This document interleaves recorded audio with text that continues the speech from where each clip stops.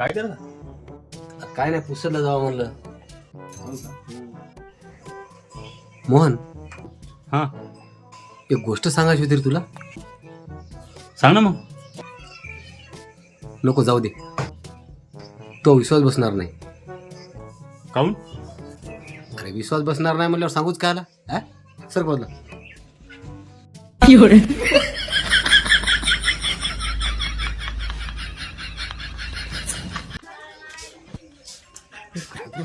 काय बस